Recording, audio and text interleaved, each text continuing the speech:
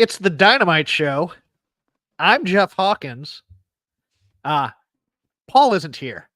Filling Paul's in on for assignment Paul. with Tony Schiavone. Oh, see, it's just weird because I was expecting the intro thing that we always do where the mic's mute. So I forgot to play it. Oh, that's fine. This is what I'm the a show's feeling gonna be guy. all night. I didn't know to do the thing I always do on my own show. I'm new here. Paul's in Laughlin, Nevada. And then, if you've never been to Laughlin, Nevada, there's a reason why they're offering free trips to Laughlin, Nevada. Because even old people who go to Reno are like, nah, that town's too dead for me. Where is Laughlin? It's like, I don't know geographically quite where it is. I think it's in the east of Nevada. Oh, okay. So it's not like Las Vegas adjacent or anything. No. They like to say it's Las Vegas adjacent, but I think it's like 90 minutes to 2 hour drive from Vegas. But it's where a lot of budget gamblers like to go to. And Paul's like, I'm going to a resort. I'm like, okay. Well, God bless him. I hope he's having a great time. Well, if he can find a blackjack table, he'll be happy. Yeah, and at least a decent blackjack table. There might be a $5 one, but hopefully there'll be something with higher stakes there for him. While he gets his timeshare, presentation or whatever he is. Oh yeah, I'm certain he's getting a timeshare speech. Oh, have you? Yeah, I've done the timeshare thing.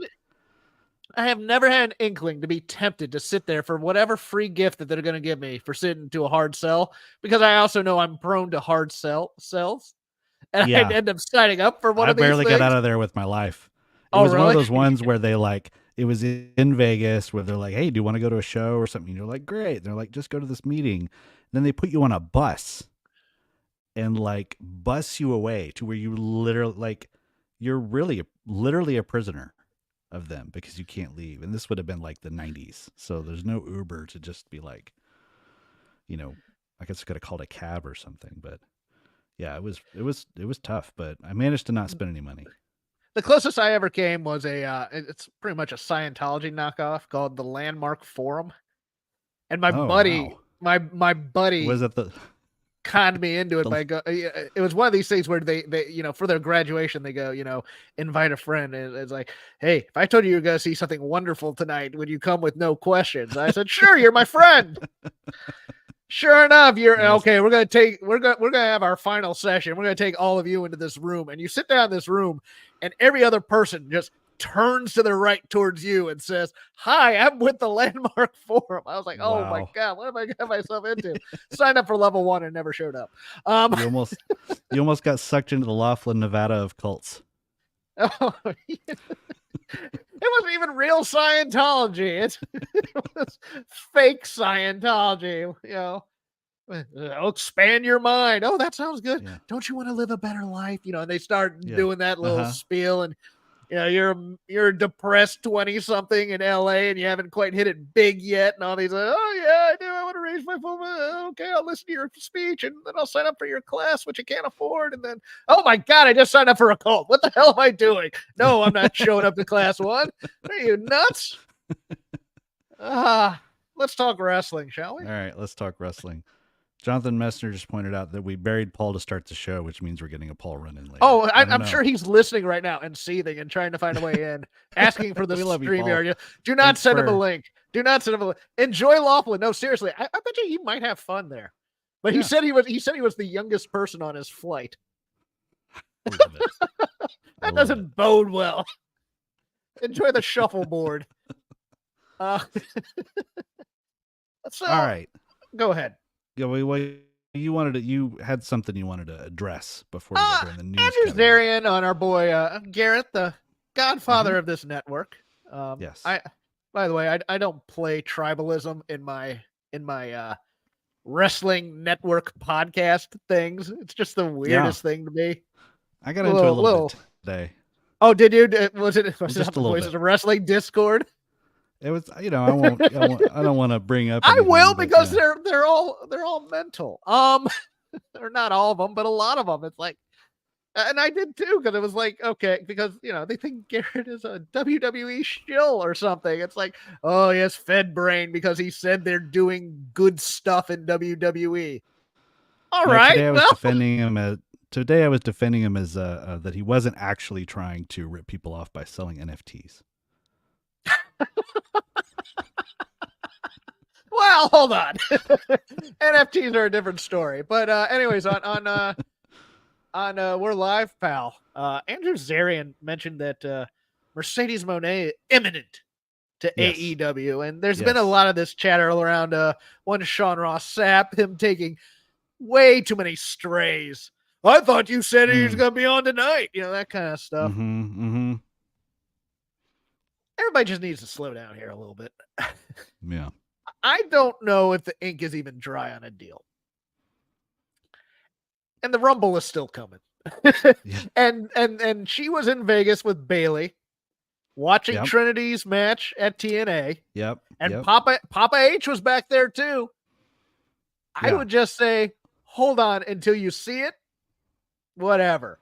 But I'm also thinking she is uber competitive. And from what writers and other people at WWE have told me, she's a pleasure to work with as long as things are going her way. Gotcha.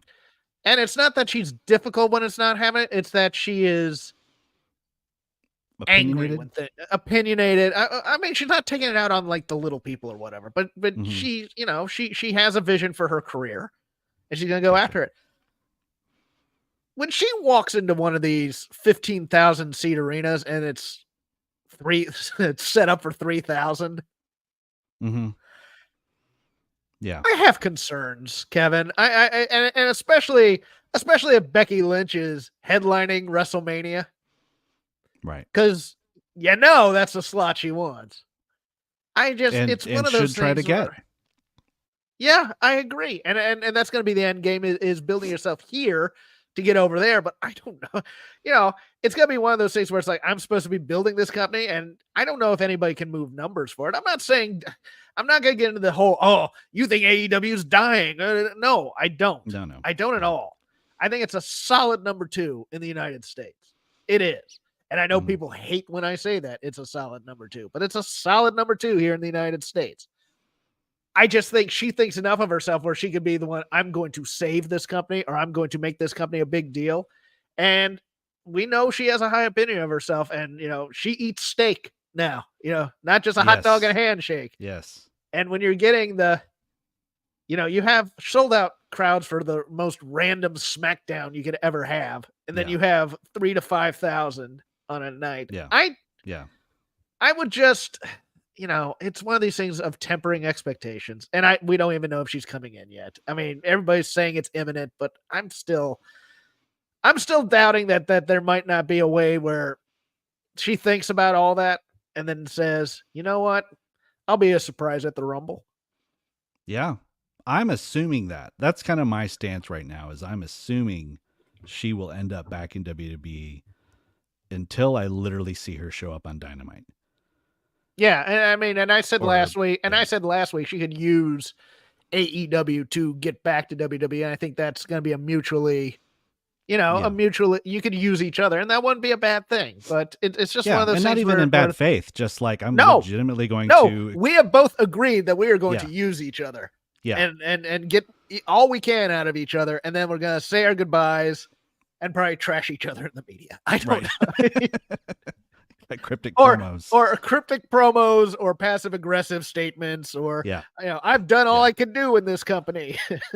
Yeah. What do you mean? I'm saying is when you've got a Saturday night and you've got 3 wrestling companies doing live shows at the same time on a Saturday night, Collision, New Japan, USA, and Impact, or now TNA, and she chose to go to the TNA show.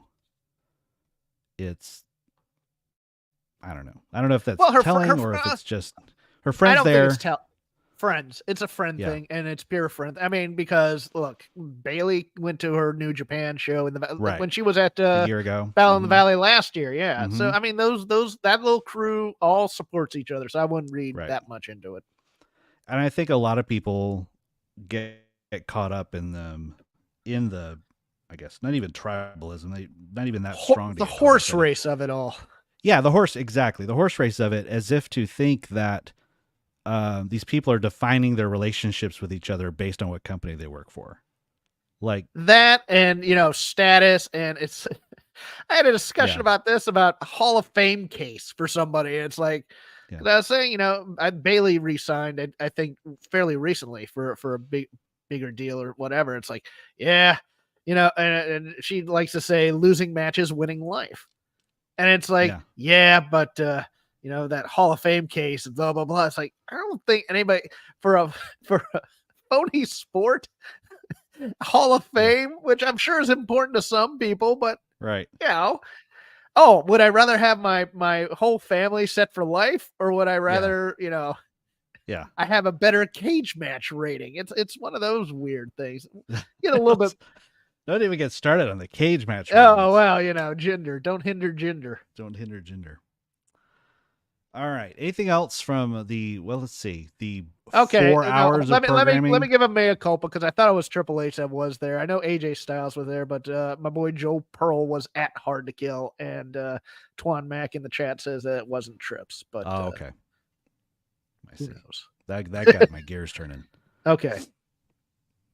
So there was 4 hours of AEW programming since you last did a show. Yes. Anything that caught your eye or is worth noting? I was watching football. Yeah, me too. I was watching the most depressing football game I've ever seen.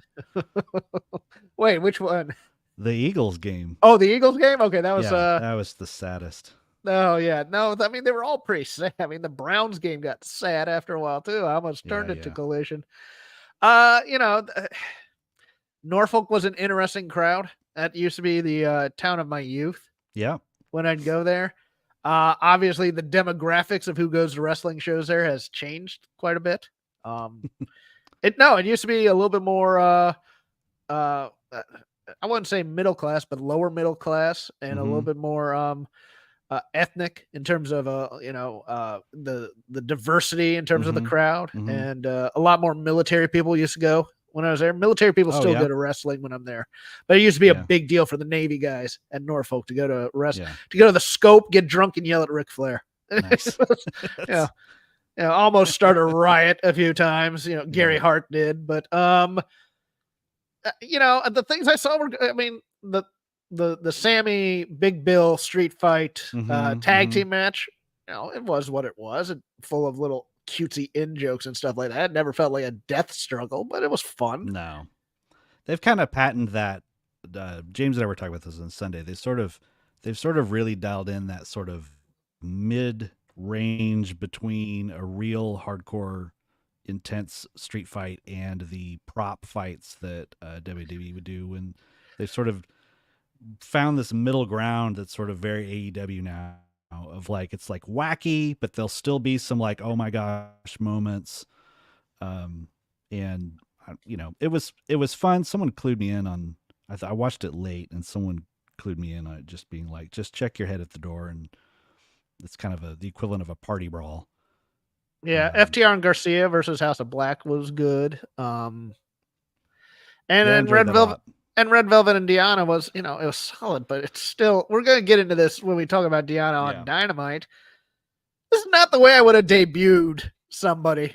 I'm sorry. I 50-50 matches, and I like Red Velvet a lot. I wish they'd bring her back as babyface, because she has a lot of natural charisma in terms of, she has a great smile. I won't lie. She has a great media presence on Instagram. She, dance.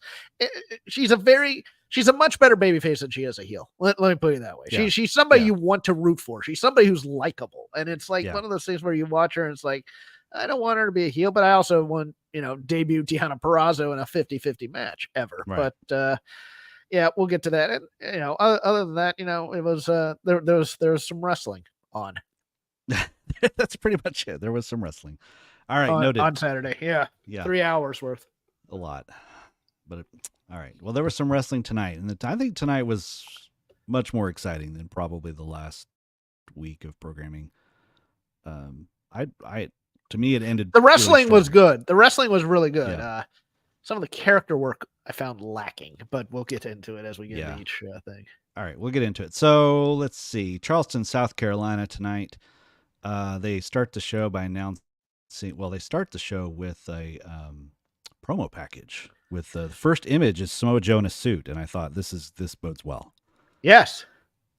So I liked that they just jumped right into a promo package for the main event. This video promo was the best opening they've ever done for AEW Dynamite, I think. Yeah, I agree. It was a great big fight feel. It gave promos back and forth type of thing. It felt like those. I mean, it was much more engaging than the early collisions. Although I liked the early collisions with the talking and the camera promos, but told you everything you needed to know about the main event tonight. Stay tuned. Loved it. Adored it. And Joe is just such a presence. I mean, oh yeah, that just screams champ. Young plucky underdog. Yeah, give it to me. Perfect story. Yeah. Yep. So they skip the normal package and just have that be the cold open of the show, and then they go right to Justin Roberts, who announced the first match, which is Christian Cage versus Dustin Rhodes for the TNT title, and announced that Ian Riccaboni is joining us on commentary because Tony Schiavone is, quote, on assignment, to which Tony Khan confirmed meant he's sick. So hope he's feeling better. To give up the ghost, Tony. Yeah. Jeez. Didn't clue it could have been Georgia basketball. It could have been a snowstorm. It could have been travel issues. Yep. Just say he couldn't make it or on assignment always sounds like punishment. Like that's true. That's always what that is in media. So I guess he had to clarify it then. Yeah. Okay. Maybe. You're forgiven, Tony. I don't know which came first. I don't know if Tony already tweeted. I'll bury him later. We'll get it. Yeah. So they go right into the match, and I felt like the crowd was up for this. It was. I don't have a lot of notes about the match itself because it was basically what I wrote down was this is exactly what you'd expect from two big WWE vets who know exactly what they're doing. Not super eventful the first half. Noted that Dustin Rhodes got this match by winning one singles match in the last 7 months, while meanwhile Adam Copeland is working his way up by beating guys every week, trying to get that shot again. No, it's logically sound, according to a AEW vice president who writes me occasionally. Well, no, this was about the women's stuff. It was I got a note about how things weren't making sense, etc.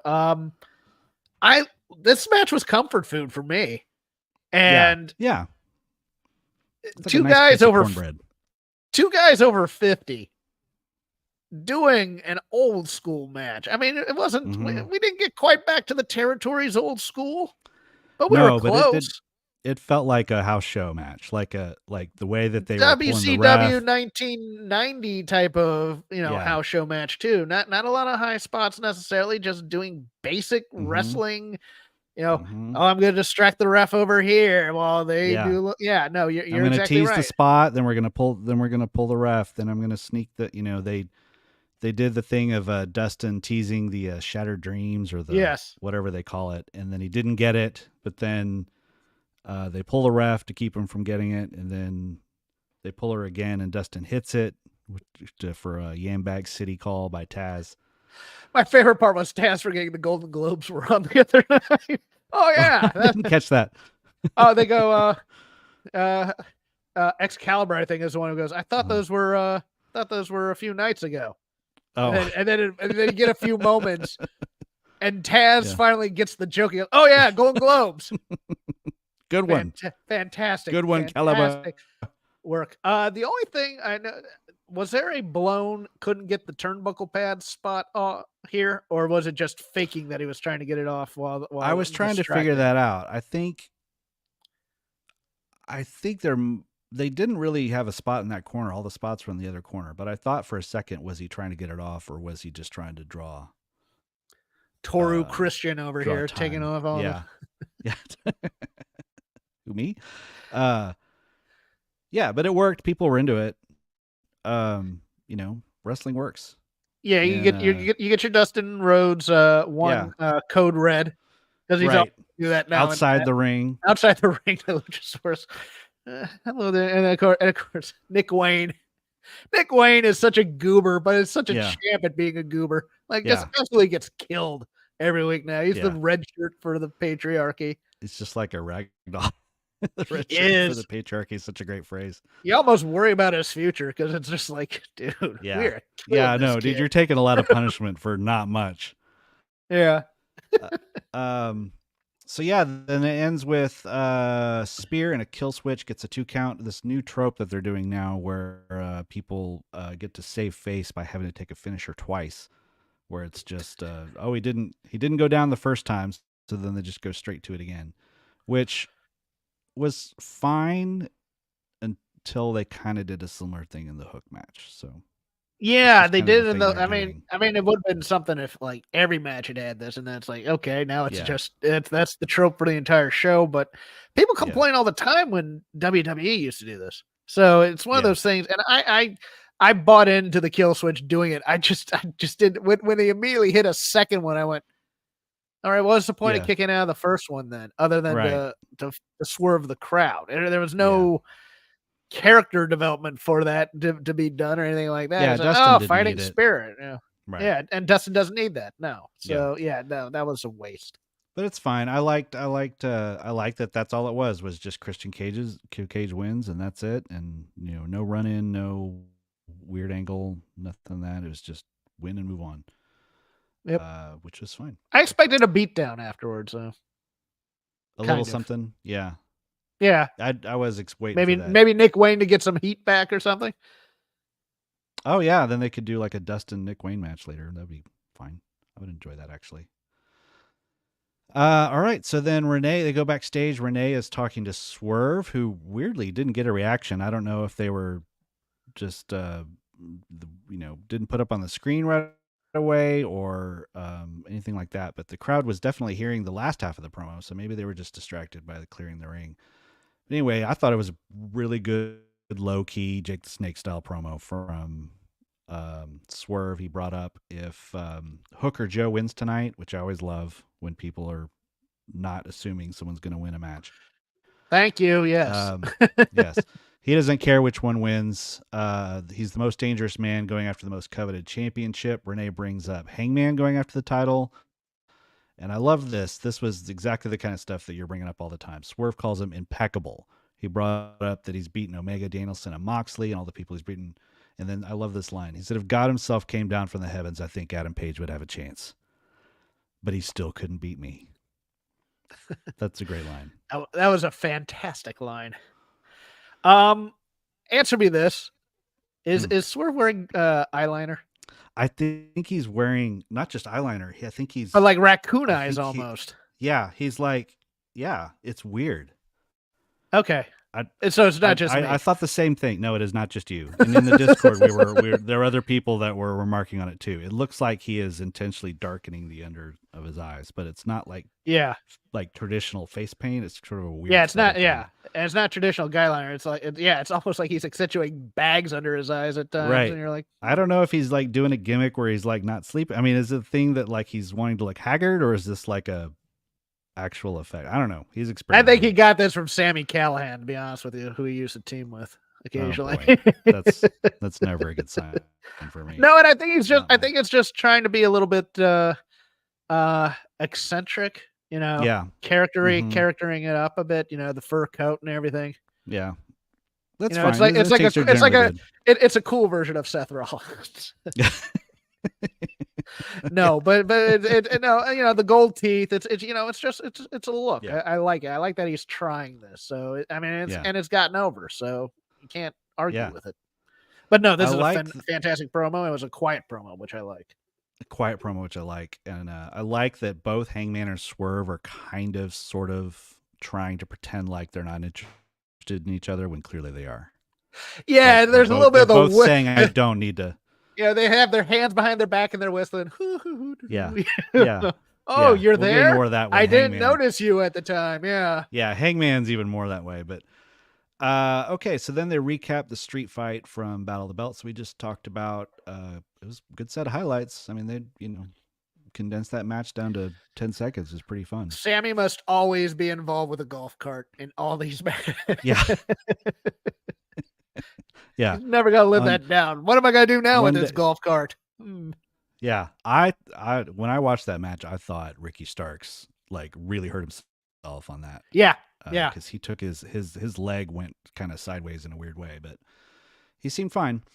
I thought when that happened, that was a great way to write off Chris Jericho for a while they figure out if people are interested in seeing him. But no, he's back tonight on Rampage talking nonsense.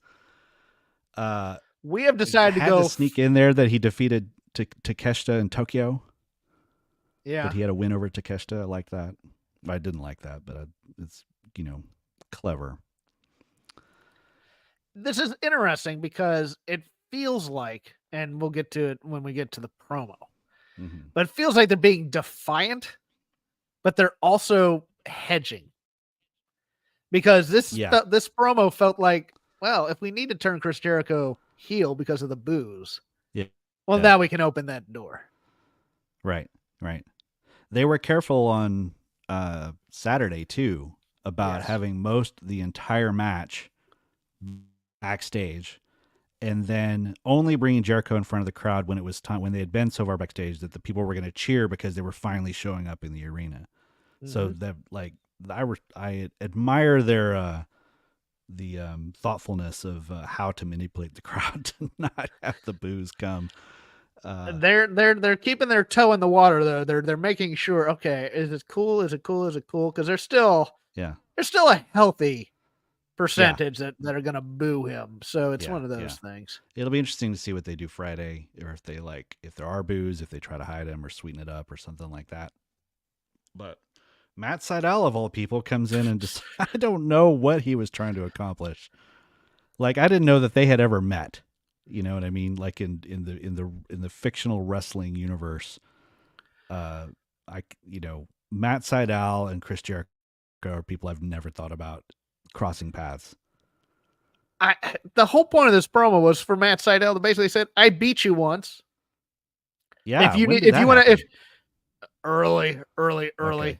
I think during this run where Chris Jericho was saying he was going to help the younger guys.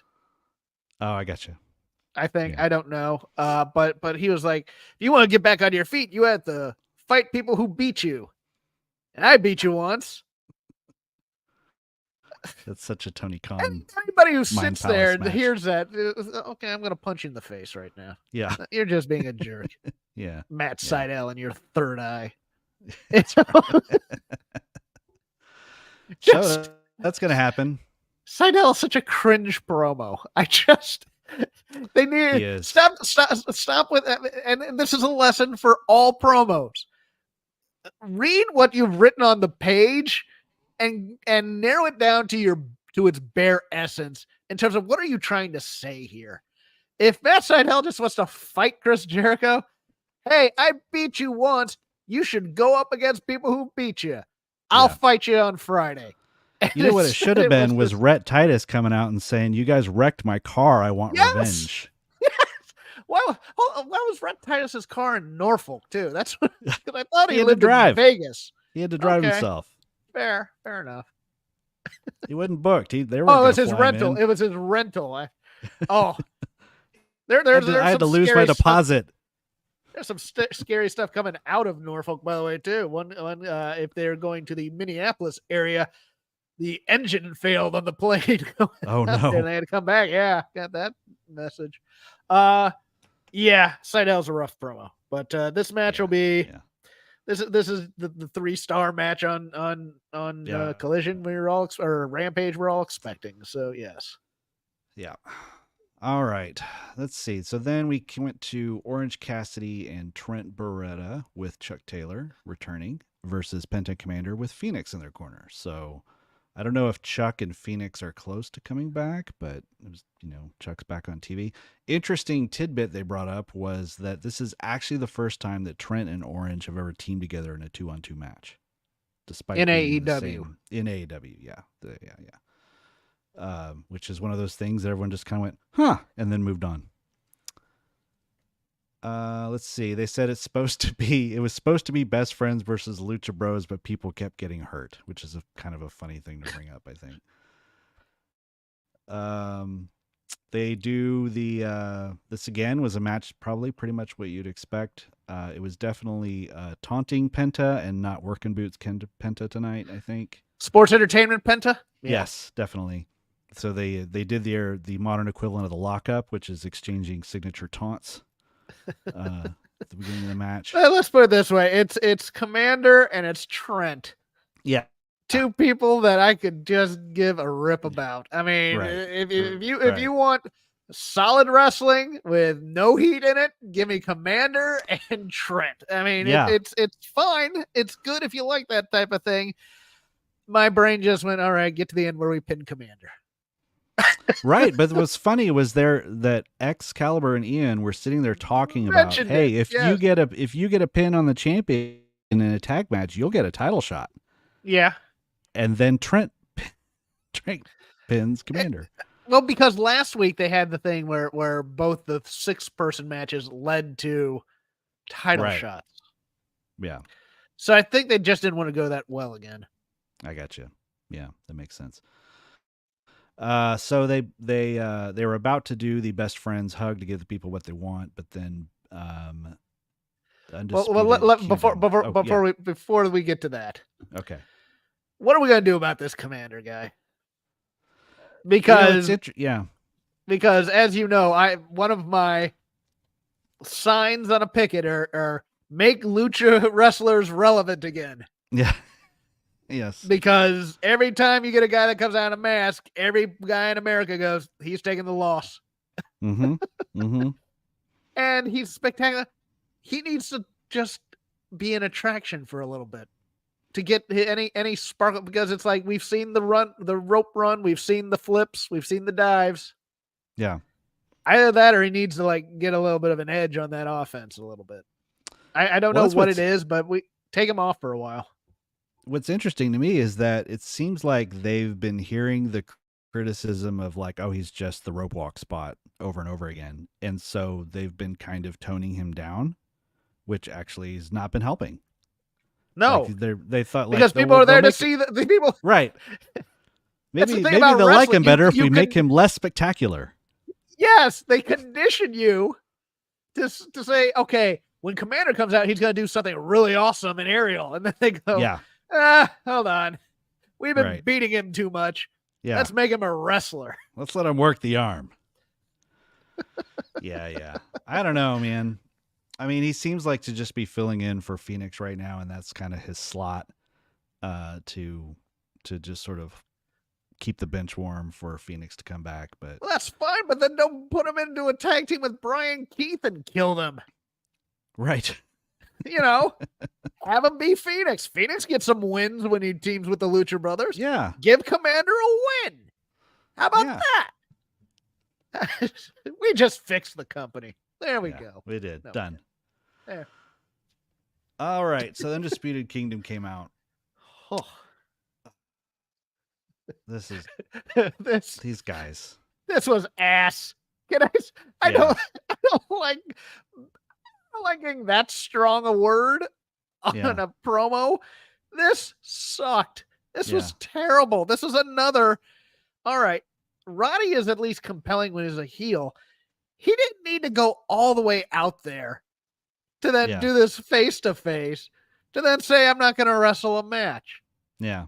Just say, I want to challenge. I'm coming for your title. I want to fight you in March at Revolution. Yeah, calling a shot 6 weeks out, which may as well be a year out in AEW world. Call the shot on the Titantron or the AEW Tron or whatever, or at the top of the ramp.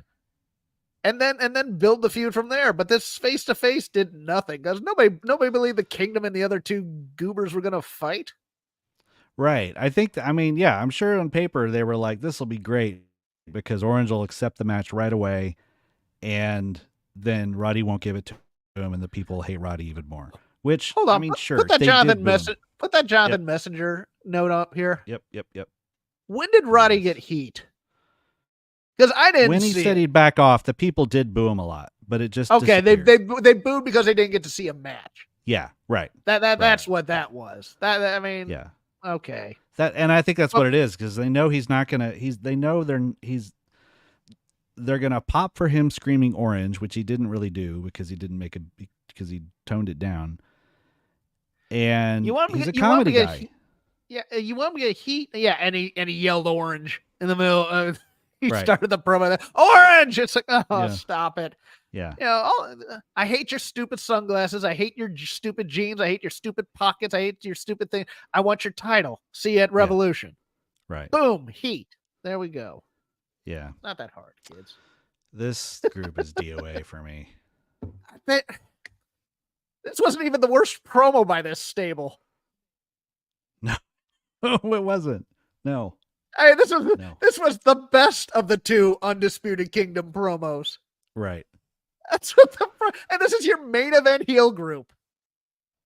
Yeah. They're just sorry. They're just Give me the Callis family. They at least look the part to me. But okay. Yeah. Next. Yeah.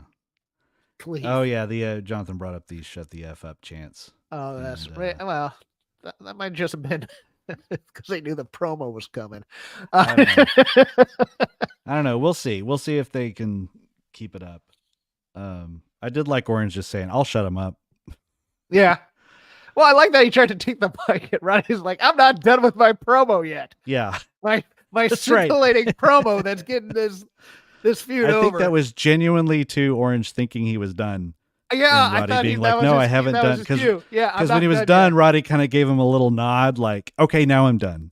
And then No, we can't play it by ear. I have more scripting than I have here that I want to give to you. You can take the man out of NXT.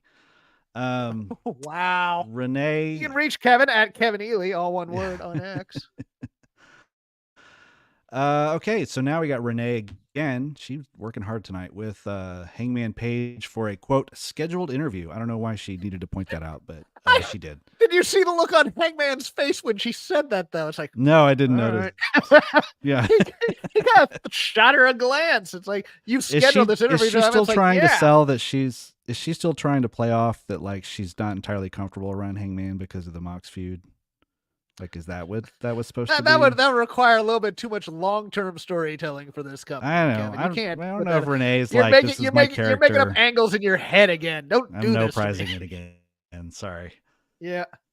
All right. Anyway, Hangman's manly mustache is amazing. I approve. It's he is looking more grizzled by fantastic. The week. I'm kind of enjoying it. And it looks like he's gained about 20 pounds too, because his face is getting a little bit rounder. I'm like, we were saying Magnum, but now he's getting into the last real man territory. Yeah. Silas. Silas Young. Silas Young. Yeah. Yeah. Yeah. He looked like a completely different person tonight to me. Yeah. I like it. Yeah. And the blonde. Took a beer from a fan again too. Yeah. The blonde's getting a little darker as we go. Mm-hmm. He's not bleaching it as much or putting as much sun in or whatever he's using for product. Yeah. He's becoming intriguing to me, and I'm kind of liking it. Yeah, I hope it goes somewhere because every time that happens with him, it kind of fizzles. So I hope they keep. Although because I need to get the cheap shot in, yeah. Virginia beat Virginia Tech tonight, so suck it, Hangman. There we go. Okay. My in-state rivalry will never die. Hangman's a Hokie. All right, here we go. He will win the title. Not only will he win it, he will hold it, because apparently he was only concerned about winning it before and not keeping it, which I guess that was sort of evident in the way that they plotted his feuds. Yeah. I was kind of critical of those early feuds. I'm liking this My Precious from Hangman. It's he cares about the legacy of the title. I like this. I like that he cares. So and he also is kind of He's kind of yes, it's meta, but this is the kind of the good kind of meta because it's in the kayfabe universe. It's not really breaking that fourth wall. It's he realizes his first run wasn't that good. Okay, cool. Let's build it again in storyline. I'm cool with that. If it was meta, he would have done the Black Cloud reference or talked about how he let someone else, I was booked improperly when I got the title the first time. Yeah. Well, I held myself back because I was afraid of hurting someone. Or something like that. I did that 2-week feud with the Murder Hawk monster, and really didn't get a lot of competition from the Office. That's what he'd be saying. Yeah. So luckily he's staying away from that. He claims he doesn't think about Swerve at all, which means he thinks about him all the time. I need that Madman meme. Where it's Pete I don't think about you at all. I think about you all the time. I think about it all the time. That's one of my two and Swerve looking at each other. Yeah. That's one of my two go-to Madman memes, along with the "That's what the money's for" gif. Okay. He says he's focused on Samoa Joe, but if it's Hook, God be with you. I like that too. A lot of invoking of God tonight, both sincere. A lot of religion on this show. Yeah. It's very Young Bucks heavy. Yeah. Well, speaking of that, Christian boys. Then they totally knocked me on my butt by just sort of casually announcing, "Oh, here's Mark Briscoe and the Briscoe family," out of nowhere. And I thought, "Oh man," because today, if you're watching and listening and didn't know, today is the 1-year anniversary when we're taping this of Jay Briscoe's untimely death. And I remember where I was. We don't have to get into all that again, but I didn't know if they were going to say anything or do anything. I noticed that Taven and Bennett had armbands, Jay Briscoe armbands in their segment. So I thought, well, maybe they'll just do a little something, but nope, they did a full segment. And boy, did they. Mark Briscoe came out. People love him.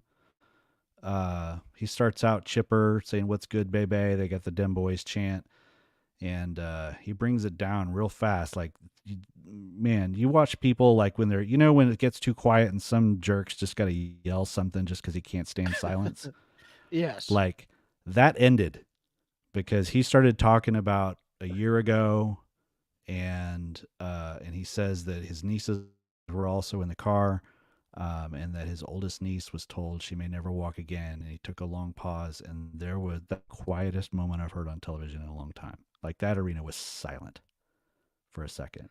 And then he just let it breathe for a second and then said, "But then," and brought out Jay's I have kids. never breathed a bigger sigh of relief than when he said, "But then," because I had been wondering, I hadn't heard an update since about 2 weeks in. I hadn't either. On his niece. And I was like, and it's giving an update on the daughters. It's like, oh, jeez. Yeah. Maybe he's just rambling. Maybe he didn't play. And look, this was manipulation. Don't get anybody wrong. This is pure pro wrestling manipulation from the heart. But it worked from the heart. I was good with it. Worked for me too. I was in tears. Brought her out. She walked out.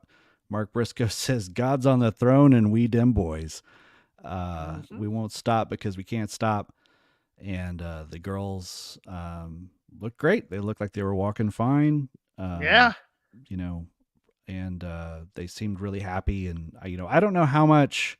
I know the family has like played into things on like ROH shows and things like that, so they're probably not strangers to like making appearances in front of the crowd. But I don't know if they've ever been like spotlighted.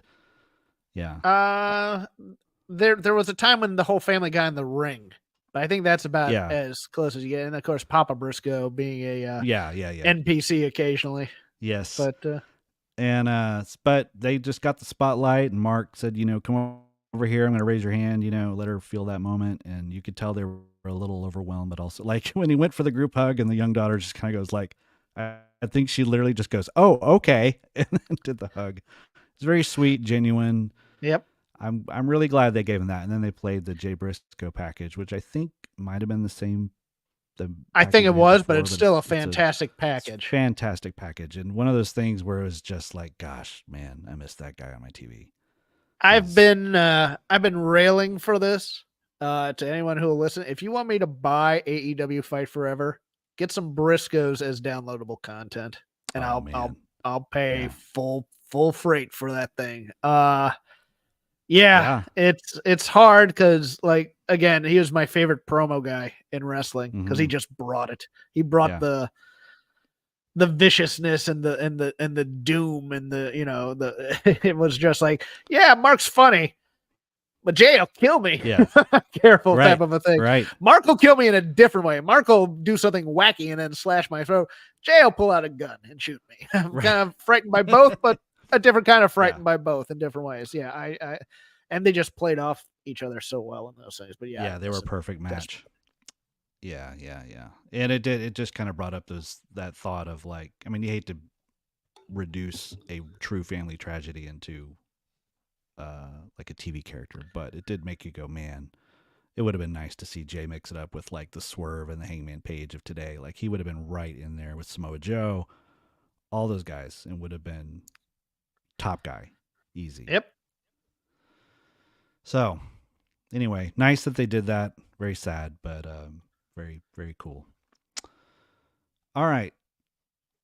Nick and Matt Jackson, or as they prefer to be called, Nicholas and Matthew Jackson, EVPs, are interviewed by Renee. Sit-down interview backstage. They say they're taking their jobs more seriously and deserve to be treated with respect.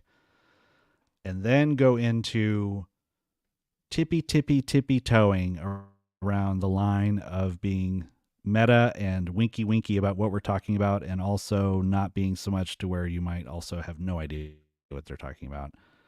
And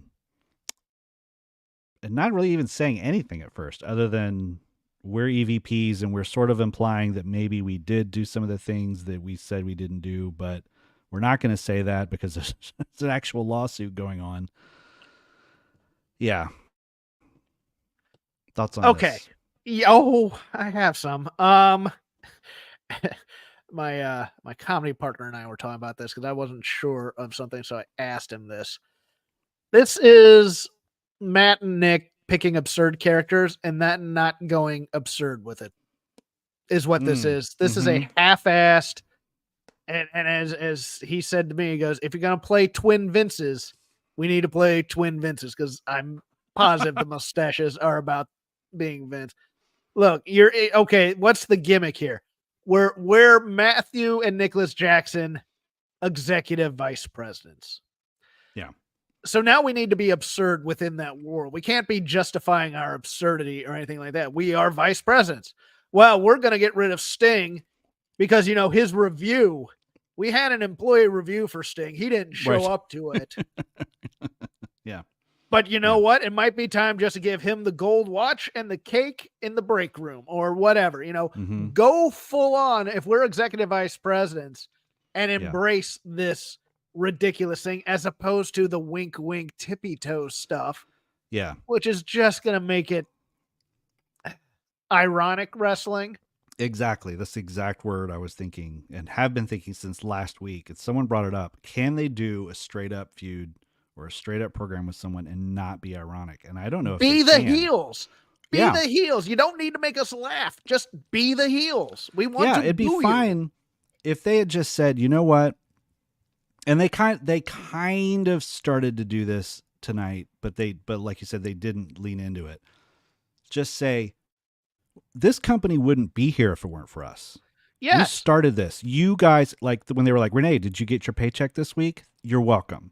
Yeah. Like, we started this. We own this. Yes. And I'm tired of people going out there and us sitting backstage while we let our creative team figure out they shouldn't say creative team, but like while people figure out where to put us on TV, and Sting gets out here like he had anything to do with this, and we're tired of it.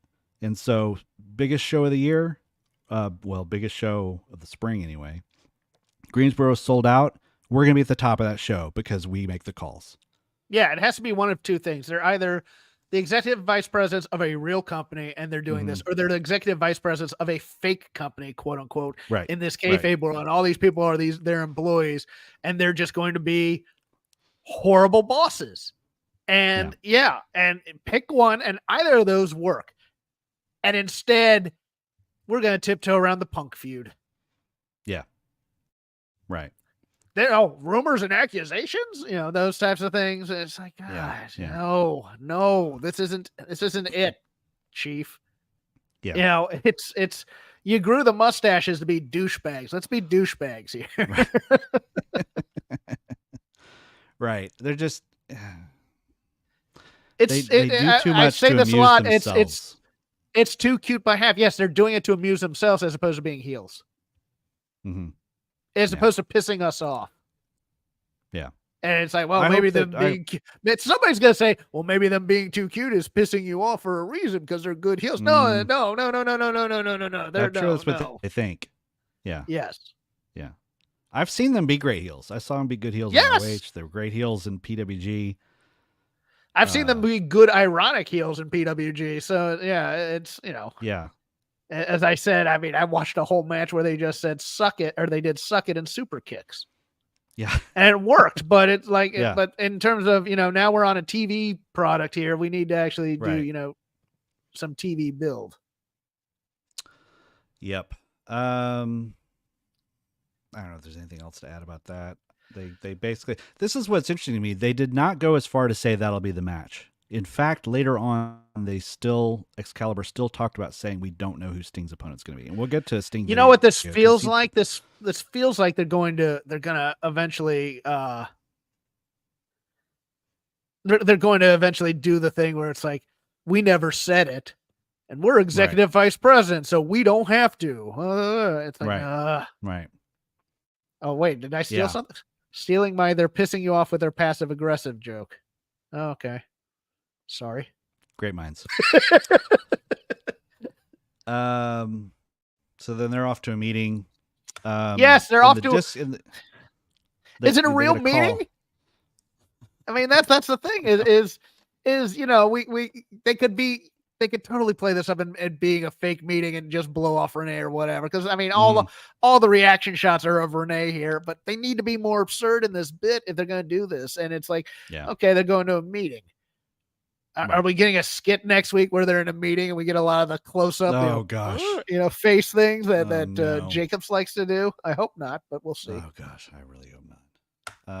So in the Discord discussion, people were speculating, okay, well, does this mean that they'll start going down a thing because they basically they said we need to eliminate Sting and all the people like him. And so that led to a lot of speculation of Jericho, maybe even like Copeland and Christian, the Hardys. Like there's, lots of ways they can go with it. Feel free to eliminate the Hardys. Yeah, please. Especially after teaming Mark Briscoe with them. Good, no. Oh my gosh. Yeah. No thanks.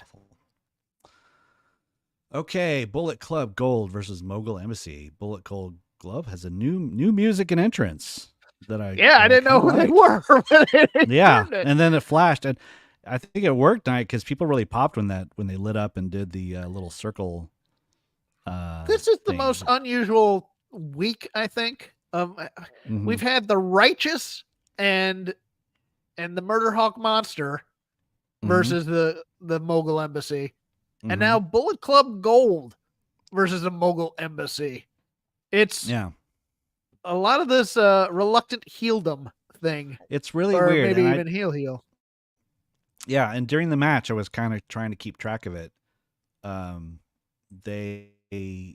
There were times where I was like, oh, in the beginning of the match, it was like Mogul Embassy was playing like Road Warrior baby faces, and the Guns. The Guns were pretty much playing heel the whole match, but Jay White seemed like the hot tag baby face. Yeah, and they were cheering them. It was a very weird vibe, and the Righteous match, it was a little bit like that too.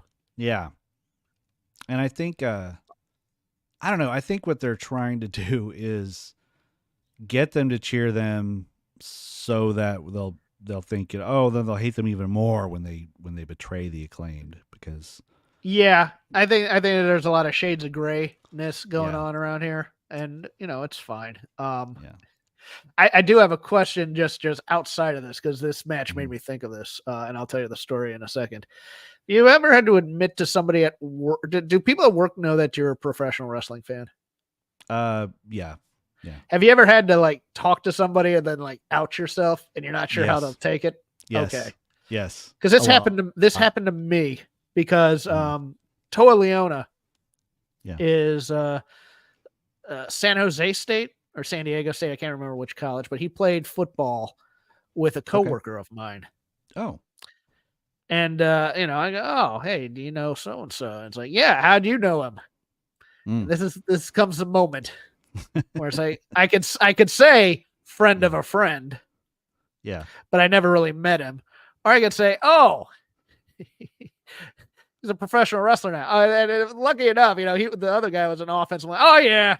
I heard he really wanted to do that when he was in college. Is he any good? It's like, oh, he's okay. It's like, oh, okay, cool. Yeah. I haven't spoken to him in a long time. It's like, okay, good. I'm not going to get clowned on a Zoom meeting when our department meets. Yeah. Yeah. Jeff likes wrestling. Yeah. The fake stuff. Oh, God. That's exactly how it happens, too. It is. So I hear what's worse is like someone I work with that I don't really know very well. And then they'll just like cross paths with them and be like, so I just heard you like wrestling in a way. My kid likes that. Yeah. Yeah. And it's like, oh, great. Not only is that now a thing we're going to talk about, but it's a thing that I have to imagine that you had a conversation about me when I wasn't there. My boss, one of my former supervisors Googled me. Oh, really? And found my Twitter account. You talk a lot about pro wrestling. That's why I only talk about it on Twitter. Yeah. That is one of the things. Instagram. Yeah, about my Google hits is like what every once in a while Google myself just to see if I'm not overtaken as a wrestling enthusiast. I'm just, it's one of those things where you have to, you also have to fight back a little bit. Like for me, it's always like weird Star Wars or Star Trek people like going, you like wrestling? I'm like, you like Star Trek. Right. Yeah. What do you like? You like The Bachelor? What geeky crap do you, or what lowbrow entertainment do you like? Because we all have something in there. We all got our thing. Oh, well, I like reality TV. Oh, so you like pro wrestling too. Okay, good. My go-to line is if someone says, so you like wrestling or you're a wrestling fan, is I just say, I prefer the term connoisseur. And then that usually just deflates it. I always go, used to be. Yeah. Now I'm a TV critic. That's what I call myself. Right. This match wasn't bad. Okay. No, it was. I actually quite liked it. I thought, Cohen and Toa they're getting really good. They are. I think the New Japan stuff has helped them a lot. Yeah, yeah. I bet I would not be surprised if they were like New Japan Tag Team Champions in the next year. And probably Ring of Honor Champions too. I don't remember what I made on my prediction last week, but and Cage continues to be solid week after week.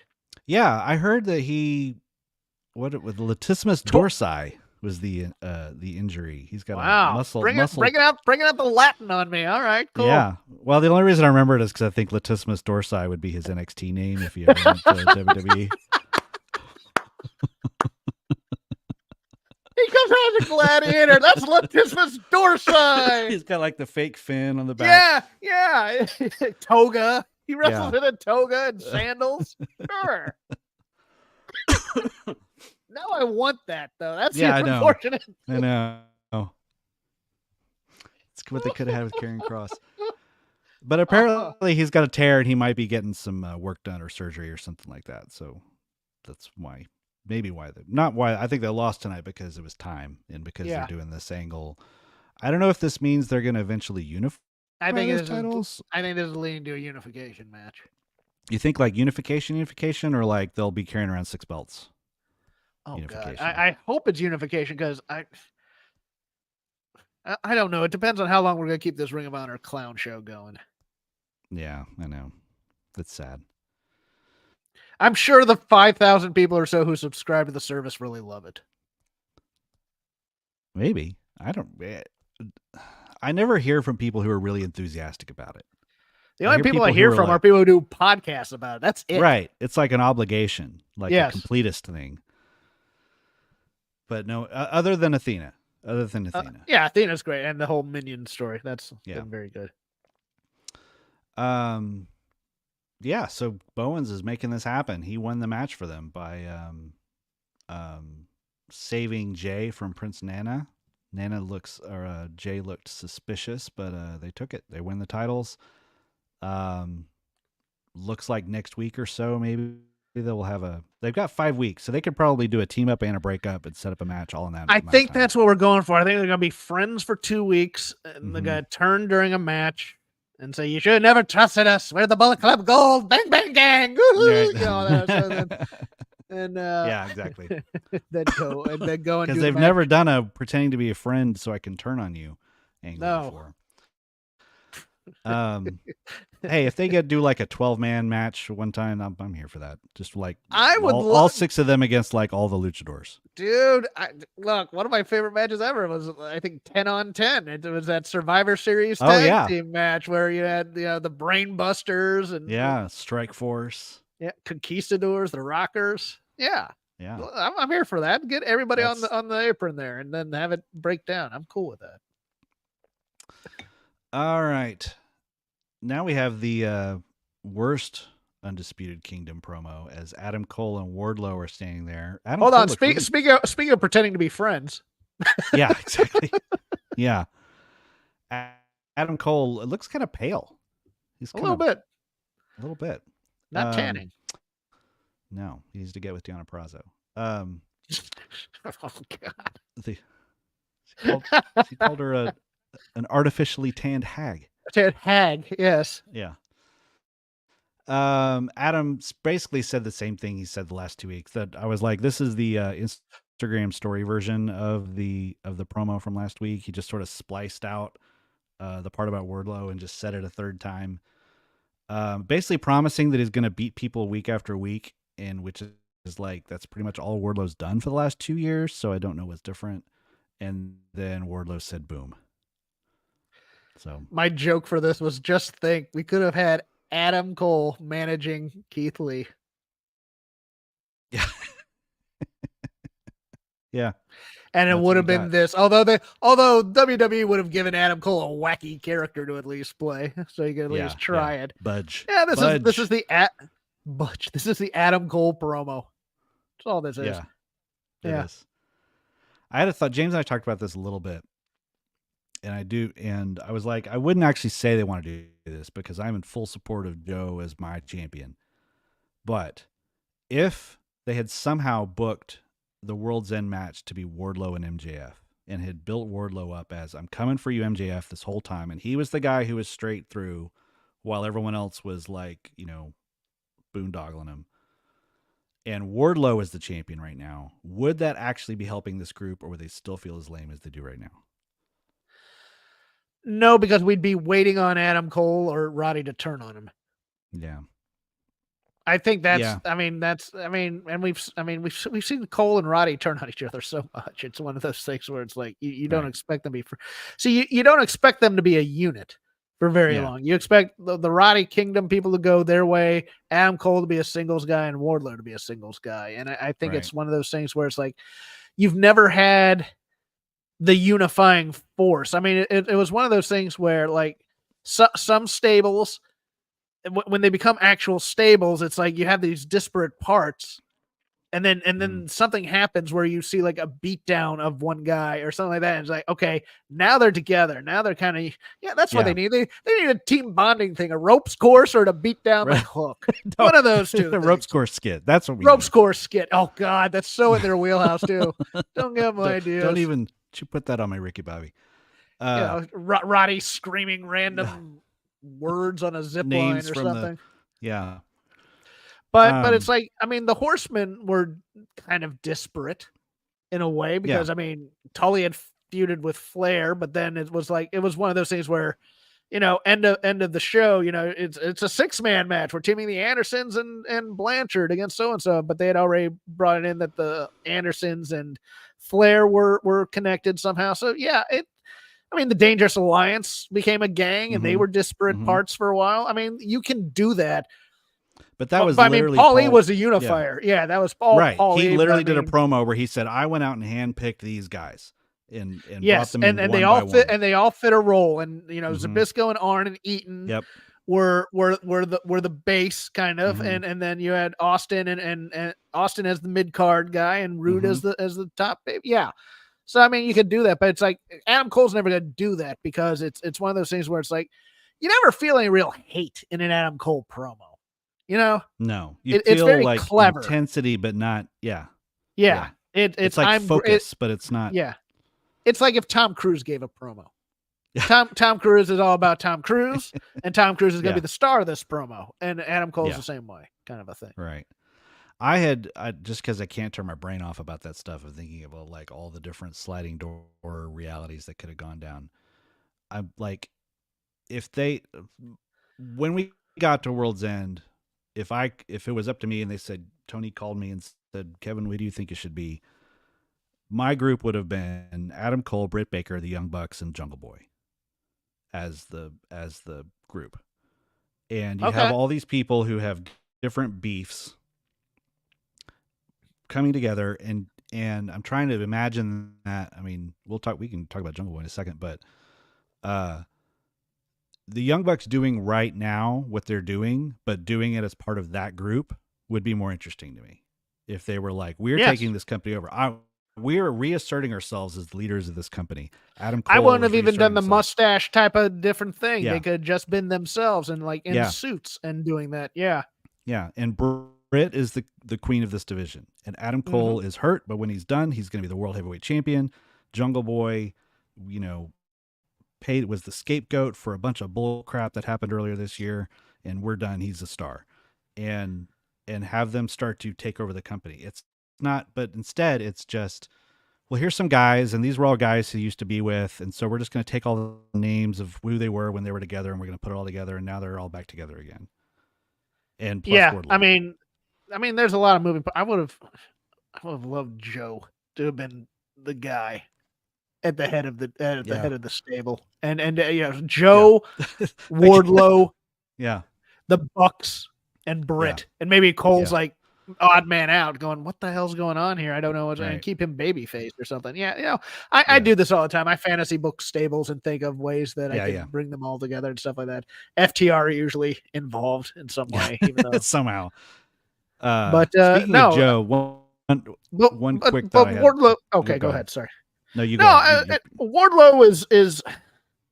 Boy, they did all those vignettes and everything to build him up as an individual. Now he's just sitting there doing taglines on Cole promos. Mm-hmm. I think this is going to be another misfire for him. I'm sorry. I like him a lot, but they just don't know where to go with him. No. Yeah. The one random thought I had that I meant to say earlier when they had Joe was this, they had this little corporate synergy with the Suicide Squad game, with the branded ring and all that, and sponsoring the main event. And to me, it was a big miss because, not the whole thing, but this was a miss that Samoa Joe plays the role of King Shark in the Suicide Squad video game. Yes. Why is he not going out there and saying, I am King Shark? Like, that should be his nickname right now, because King Shark is a great name, and I know that it's probably a copyright thing and they'd have to figure out how to work it, but they're all they're all under the WBD banner. Suicide Squad's owned by Warner Brothers, so I mean, but Samoa Joe, that would be fine. They should be talking about how he is King Shark in this sea of sharks. Like, yes, he could just use it as a nickname though. Not he's not going to be McCullough. No. But yes, he will be biting people and whatnot. But I agree with you. That's a great thing. I would agree there too. It's like, although that gets very close to being the big kahuna, but then you're kind of making a mockery of it. But I'm the King Shark. Yeah. Okay. Oh boy, there's a lot. This is gonna open a can of worms, I think, about the whole women's division. But Deonna Purrazzo versus Anna Jay. Deonna's second match. Anna Jay just lost. Who'd she lose to last week? She lost a title match, I thought, to Toni Storm, or not Tony? Was it Tony or was it the TBS to Julia title? Hart? Yeah, Julia Hart. Julia Hart. Yeah. So she lost again. Deonna looked good, but not memorable. I would say. This is the like second. People, the second. This is probably the first match most people watch because nobody watched Collision. Right. And then it's another 50-50 match where Anna Jay has most of the heat on the break if you're watching it. Right, and Anna's the bigger star to that audience. Yes, we haven't built up Deonna to be a big enough star to then beat Anna Jay yet. So let's just bring in a local competitor and have her kill her. That's all we needed to do. Just here. Showcase it. She needs and then the promo didn't do any favors either. But yeah, go ahead. No. Sorry. So she comes out. She has good presence when she comes out. And she is very good for people who enjoy the craft of watching people wrestle. She is very, very good. She knows what she's doing. But it's a kind of subtle good. And what it reminds me of is Dean Malenko in the 90s, like on Nitro, in that if he's playing the role of the champion defending, you've got to come beat me, and all I have to do is slow you down and keep you from flying, that works really well. But in a 50-50 match or in a match where I'm trying to establish myself, I'm not going to be something memorable because your style is generally going to make the other person more flashy. And so it's a thing though, but I want to bring this up because you make a very good point. But Dean Malenko's thing was, I'm a good technical wrestler, but I'm using that technical wrestling to hurt you type of a thing. Right. Versus like Zack Sabre does. Well, now. But Zack Sabre Jr. as a babyface, I used to complain all the time because I'd go watch him at PWG. And he's a babyface, and he was Bugs Bunnying it. He'd tie a guy up in a knot and ta-da, kind of a thing, and dance around the ring, and just it didn't look like he was trying to win a match. It looked like he was trying to play with his food, and And with Deonna, it's not quite that. With Deonna, it's more of a Daniel Garcia problem. I'm a great technical wrestler. Mm-hmm. That's not a gimmick. Right. I'm a great technical wrestler who wants to hurt you, who will use my technical wrestling to Serena Deeb has a better gimmick in the same sphere, as I've said before. She's the professor. She's a heel. She's coming out to teach you a lesson, quote unquote, with her technical wrestling stuff. Here it's, I'm technically sound. I'm a virtuosa. Yeah. And I like Deonna Purrazzo a lot. Mm-hmm. Yeah. She was done dirty by WWE. Tell you some things off air. But and this promo, again, you need to whittle it down. What are you trying to say, and what are you trying to do here, and what is your character? Yeah. And this, we used to be friends and almost like sisters type of a thing. No, you're not in there to be her sister. You're in there to kick her butt and take her title. Yeah. Say, hey, we used to be friends, but I'm here to kick your ass. And instead, Tony eats her alive on this destroyed promo. her. Yeah. Destroys her in a week where she's been body shamed on Twitter by a bunch of dorks. Yes. Yeah. Calls her a over-tanned hag. Mm-hmm. And clowns her with the shoe bit.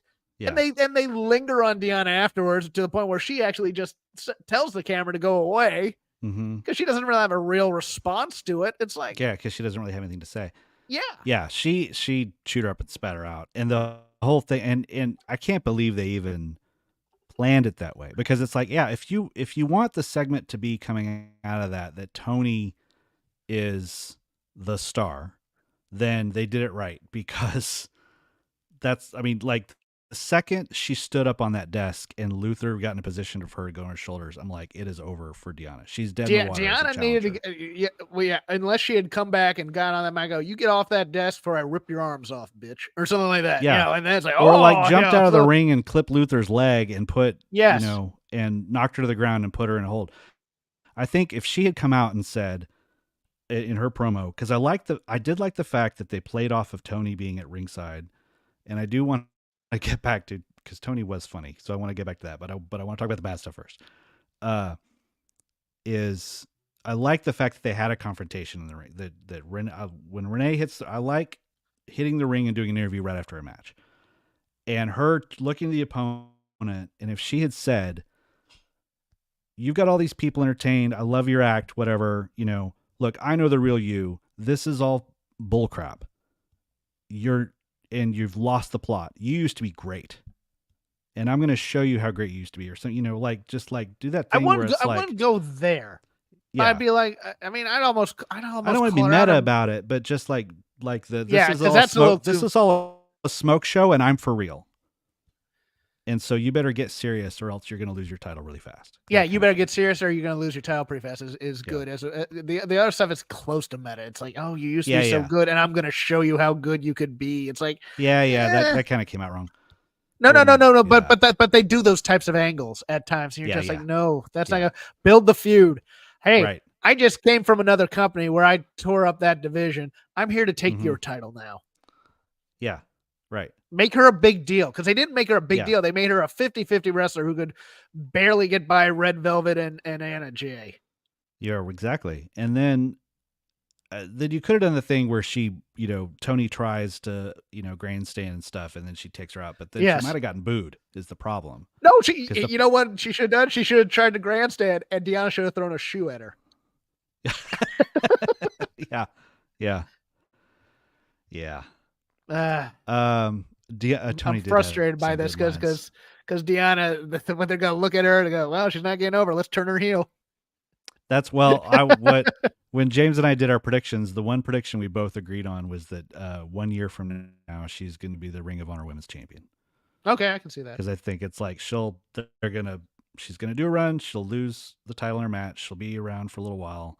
Get some. They'll say she's not over, and they'll put her down at Ring of Honor. They'll put her there and let her be a champion there, which I hate for her because she's very good. And you don't watch with the gimmick to watch through commercials, do you? Do you watch regular? You mean Fight? No, I don't. I watch on TNT. So it paid off. But they had picture in picture. So okay. During the break, it was basically just the Toni Storm show, which was pretty funny. Saying she once had Virtuosa, but I won't tell you how I got it or who I got it from. I like Anna Jay. I just don't like anything she does. She has a fat ass and a bad attitude, but so did Orson Welles. She brought chocolates out and was feeding chocolates. Yeah. And then she went full on talking up Ian as Tony, telling him how well he looks. Like, oh my gosh, we've been so worried about you. You look so much better. Have you been working out? Like, I think I might be attracted to you. And like stroking his hair. And then Ian begging Excalibur to not tell him that he's actually not Tony Schiavone. So this is where I struggle. I find Tony very entertaining. I just don't want her to be champion. The R-Truth problem. Yes. I find R-Truth very funny, but at times I don't want him mixing with the Judgment Day because they're a main event act type of a thing, but he is very good at what he does. Yeah. Yeah. There's over and there's over as a champion, and it's fine. Like, get the title off Tony, let her do this. She can do this all she wants. Okay. They announced a couple as we were doing the Top Flight Private Party kickoff. They announced matches for Rampage, Jericho versus Sydal. Queen Amanada's back, which is great for her. And that's how they announced it too. Queen Amanada's back against Chris Statlander. Penta versus Anthony Henry, and Darby Allin versus Jeff Hardy randomly. Okay. There's a lot of people thinking the Hardys are wanting to go heel. It feels like a lot of their social media stuff where they're whining about TV time and stuff that they're going to be bought as heels. Yeah. If I was going to do a last match, though, I'd put Jeff Hardy against Darby Allin. Yeah. Yeah. Who can jump from the highest thing? Collision will be Eddie Kingston and Ortiz against Danielson and Claudio.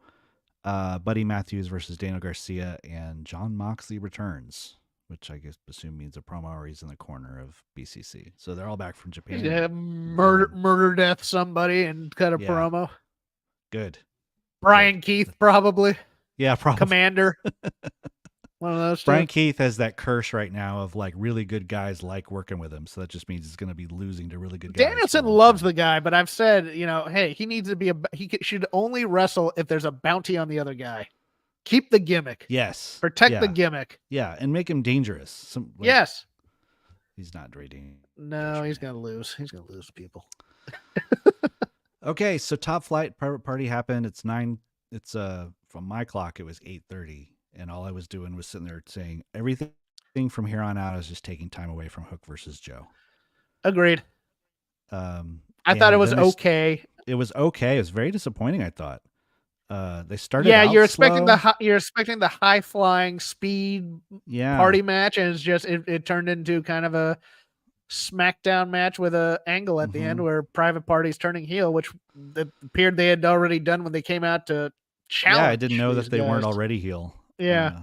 But yeah, so Mark Quinn's back. He seems like, I don't remember him well enough to say if he's not quite what he used to be, but he just did seem like he didn't have a lot of spring in his step and little trepidatious, which any team that dances down to the ring and does the hip thrusts on all fours or whatever, I want to be killed by a Road Warrior type team in about 30 seconds. So if this is their heeldom thing, that's great. I just want a monster babyface team to destroy them in about a minute and a half. Against these stat. So yeah, not much more to say about that. Andretti came out and managed to not do the water gimmick. So that's good, at least. Not a fan of hydration, huh, Kevin? How are they going to? I mean, it's important, but, I get the point. Water.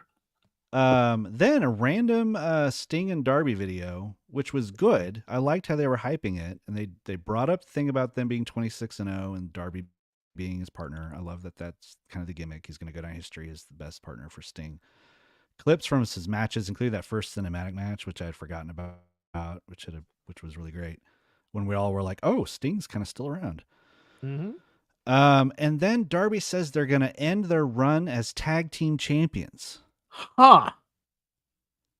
And then Excalibur coming out of that said, "We still don't know who their opponents will be at Revolution."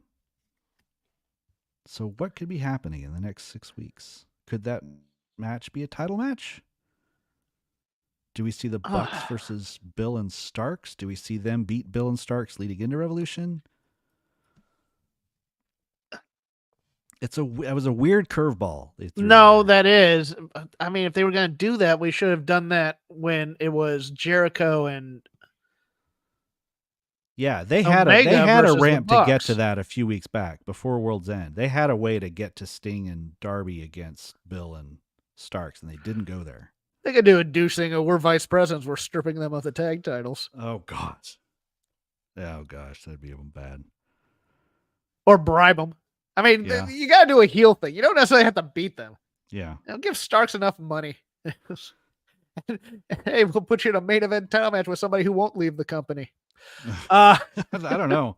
He's kind of a jinx. Actually, that ties into the Punk thing. There's probably a Punk tie-in with Ricky Starks somehow. Gosh. Yeah. He's mad at them because I had my opportunity and you stole it from me. I got you a sponsorship with Mindy's Bakery. Closed on Mondays and Tuesdays. And was it what's the name of the seltzer he was drinking? The Spinnies. Spindrift. Spindrift, yes. Yeah. Spindrift. Get your spinnies and muffins. Is that stuff good, or is it like La Croix? Is it like a little taste, or are they flavored, or are they just a little flavor? They're more like a little flavor, but they are better than LaCroix. Or La Croix. Okay, good. They're better. Someone described LaCroix as somebody the drinks ghost of a fruit walked through it. Yeah, no, somebody's drinking a tasty beverage and then asks for a sip of your water and gets some backwash in it, and then you have it. Right. That's for me. So yeah, we'll see what happens with Sting and Darby.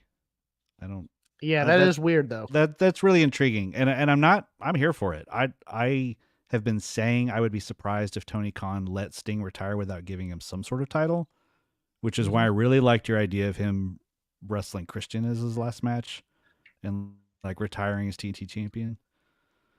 And it ties into all his years on Turner. Yes. I just thought that was the perfect thing. That was a great idea. Yeah. Does it seem like they're going to do it, though? I don't know.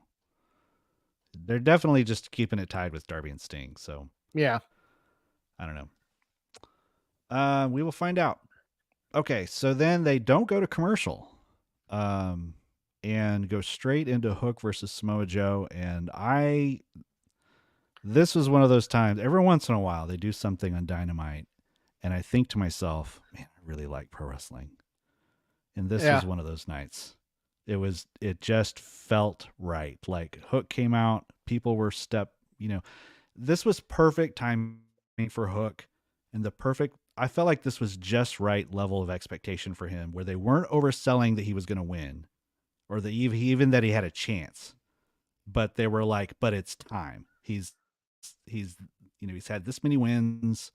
The story of Hook, it was like, yes, he should have a world title match by now, but that doesn't mean he's probably going to win. So I liked that. I liked how he presented. I liked, the fans, like, it doesn't matter if Joe is a heel or he's just that Lesnar status where people just will love him no matter what. They'll boo him. And I like that they didn't overplay the moment, like doing like a Hogan Rock. Everybody looks at one side of the crowd, the other type of crap. True. Yeah. Everybody stayed within their character bounds. Mm-hmm. Joe was coming in cocky. Hook wasn't looking at anybody. Like, okay. I liked the little thing of Hook doing the gimmick where he turns his back to the opponent, but kind of almost playing it like, I got to hold this so that I don't look scared. Like, it's that thing of like, I'm almost, my knees are knocking inside. See, to me, that was almost trying to bait him into attacking him from behind. That's what I thought was going to happen too. Yeah, that he was going to bait him into doing it. But no, he jumped on him. The crowd loved it. It was fun in the Discord because there were people like trying to like call the match, like predict what's happening in the match as it's happening. So I kind of had to bail on it a little bit because I wasn't watching. But like how much offense should Hook have? What's the right amount? Like this is one of those intriguing matches of like what's the right way to book this match? And I thought they did it pretty much exactly how they should. Like, I thought they booked it as it should. I'm not sure Hook has the skill set yet to play this match as it should. Yeah. What were you seeing? The fire, his comeback was a little rough. I mean, it was his skill set. It was punches and stuff. I was hoping at the end of this match that Joe would eventually just beat him down to the point where we're writing him off TV so that Taz has finally talked Hook into going to an excursion overseas. Because that's what I really want out of him. I really want Hook to go on an excursion and get some of this, much like Regal's doing with his kid, type of a thing. Get some more skill sets, bulk up a little bit over. I'm not saying get on the juice. I'm saying, get a different kind of weight training. He looked like a scarecrow out there He looked like a lacrosse player. In wrestling tights. The punches were a little flailing when he had him in the corner type of a thing. Yeah. The selling was a little, you can tell he's not used to selling, but he wasn't bad at it. It's just, you can tell it could be a little bit better. The moment of the match for me though was a shoot thing was when the Uranagi into the announce table where the head thought he killed him. I did too. I went, and all I could think is Tony at the scrum last time. I like our safety record. Yeah. And him just throwing down the cans and going, I'm out of here. Got the little calendar that says like 32 days against incident, and he, without an incident, and yank. Works it out. Yes. I thought he severed his spine, man. Yeah. I mean that. And then to pick him back up and do a power bomb on the apron. I'm just like, and then do 2 muscle busters, which has literally paralyzed people in the past. Like that's one of those things where it was like, I hate that happened, and it looked like it really sucked. And like for a second there, I was like, oh no, this just limited Hook's career. But it added so much drama to the match. Like my heart was concerned literally for the real guy.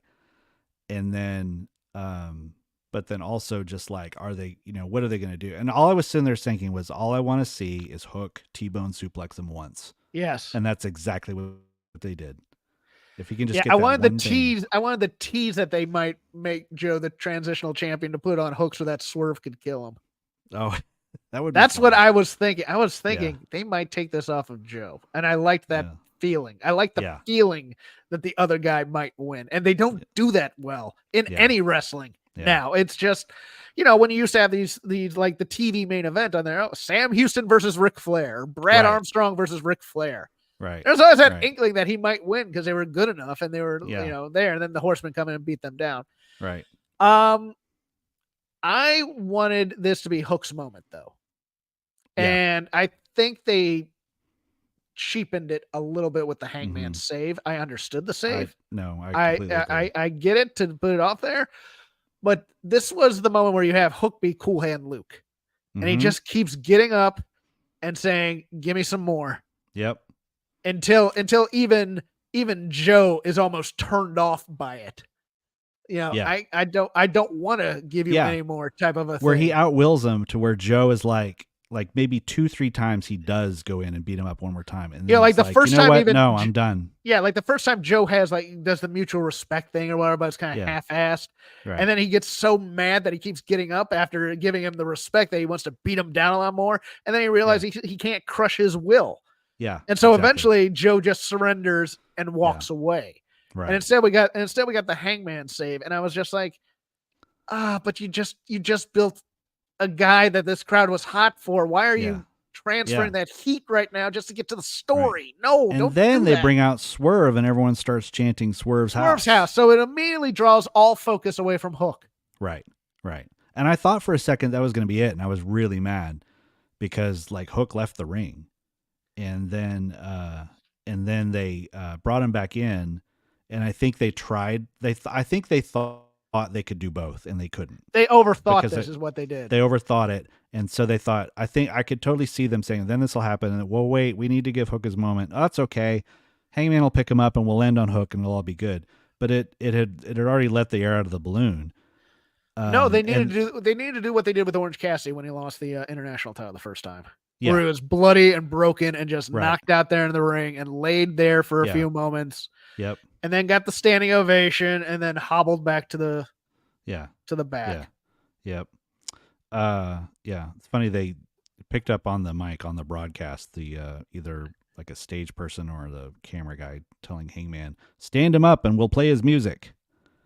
And then like just on the broadcast. I didn't catch the end of this because I had a medical procedure today and I had to go. I had to go take care of it. But Swerve walks off and it leaves Hook in the ring, and Paige picked him up and did the raise his hand, and they all chanted for Hook, and that's how they ended. But it was like kind of tepid after that. So pretty clearly it's going to be a triple threat, probably. Thinking at Revolution, maybe a 4-way. Oh yeah.